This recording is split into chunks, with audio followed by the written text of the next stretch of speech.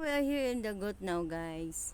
So if you are born in 1943 and 1955, 1967, 1979, 1981, 2003, 2010, 2027, and 2039, 2051.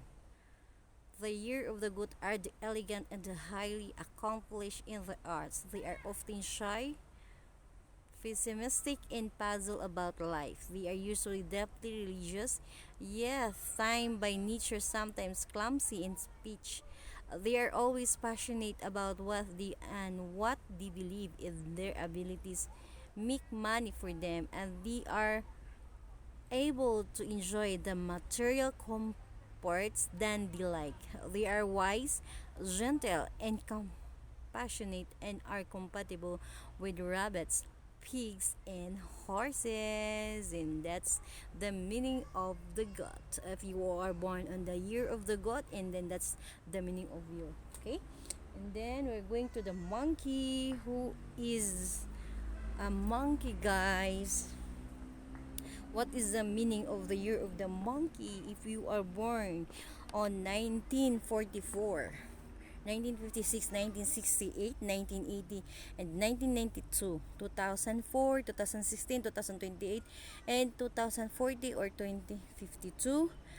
Monkey people are clever, skillful, and flexible. They are really inventive and can solve the most difficult problems with ease.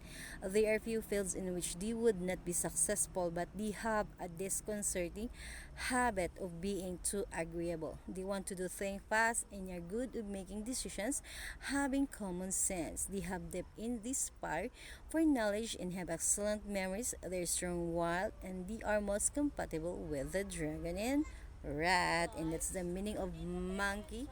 And if you see, that's the monkey, guys. Ayan. Lolo is the one who's eating the monkey. Eating the banana. That's the Lolo. And she's a monkey. And now, what is the meaning of this? I think I almost done, guys. So, I'm gonna go down.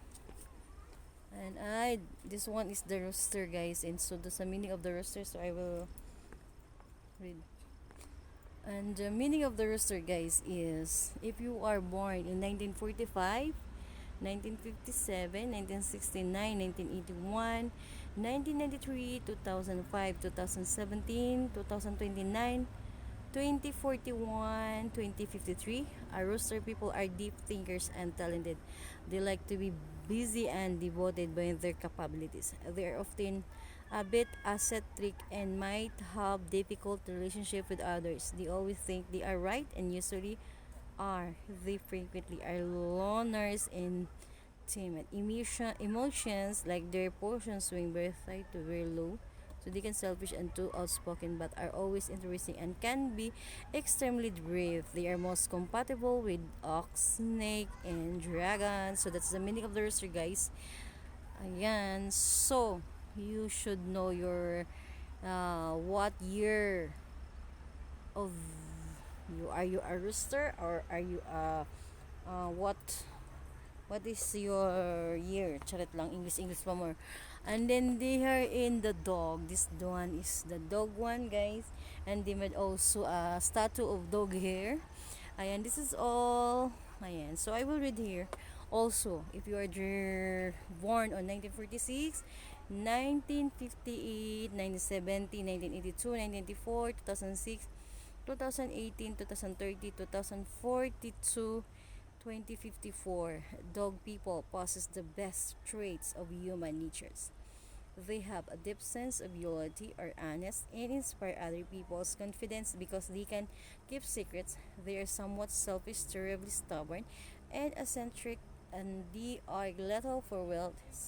Yet somehow always seem to have money. They can be cold emotionally, and they can find fault with mean things, and noted for their sharp tongues, and they made good leaders. They are compatible with the horse, tiger, and rabbit. So that is the year of the meaning of the dog. Ayan. So the other one, guys, and the last one is this is the last. So ay, pig. Ayan, this is the year of the pig. Why did I did not found my year, my born?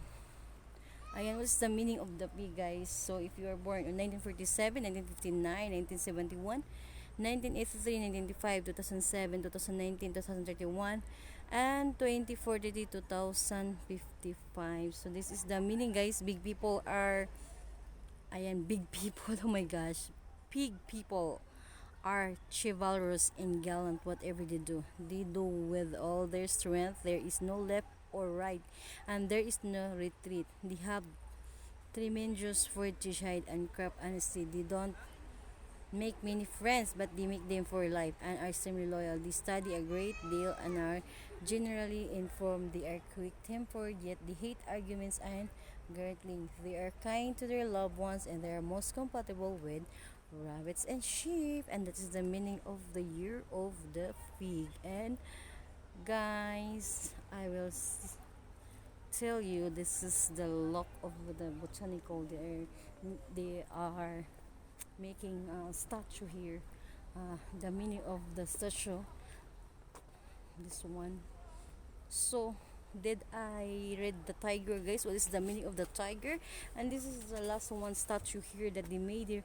This is the tiger one, and the tiger means that when you are born in 1938 and 1950, 1962, 1974, 1986, 1998, 2010, 2022, 2034, and 2046, tiger people are sensitive, given to depth, thinking capable of great sympathy, and they can be extremely short-tempered.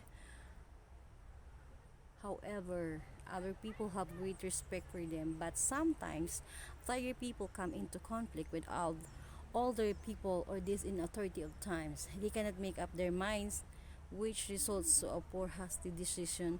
For a sound decision arrive and too late, they are courageous and powerful, but are suspicious of others. They are compatible with horse, dragons, and dogs. So this is the last one, guys. Na is the meaning of tiger. Yan. So ayan na, guys. Katingnan mo naman, guys. Kunti lang ang tao dito.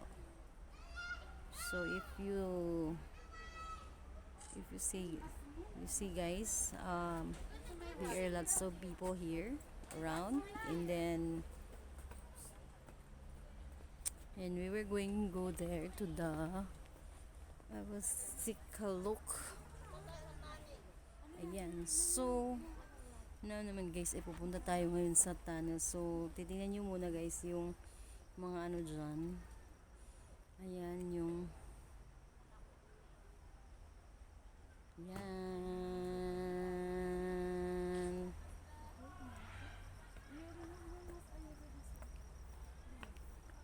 So for this video, guys, I hope you like all that I read about the year of your year.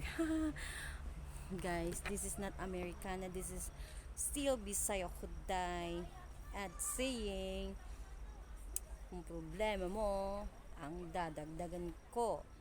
Ayan, so ngayon naman, guys, ay pupunta tayo ngayon sa tunnel. So tapos na tayo dyan. So pupunta tayo ngayon sa tunnel, guys, kung saan tunnel nga siya, diba? Yung ginawa ng mga yung hindi ko alam yung history about botanical, guys, but I will show you kung ano yung nasa loob. Kaya dyan lang kayo, dito lang ako, mamamasyal tayo.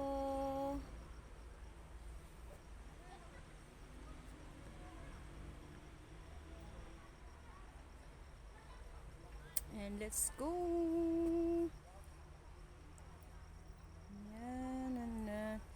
Yan, marami na yung mga tao, guys, na nagpupunta. Yan. So ngayon naman, guys, ay pupunta tayo sa tunnel. So ito yung way papunta ng tunnel. Yan pala yung kasama ko. So ito pala yung pinupuntahan ng mga turista dito, guys. So far, so ngayon wala pa masyadong turista, kami lang ang tourist lang. 'Di ba? 'Di ba? Yan, shout out sa mga nandyan. At wag niyong kalimutan kalimbangin ako, guys. Parang awan niyo na. Solid tayo, ha. Solid tayo. Mag-iwan lang ng bakas, babalikan ko kayo. Kung yan. Yan. So, yan, papasok na tayo sa tunnel, guys. At yan.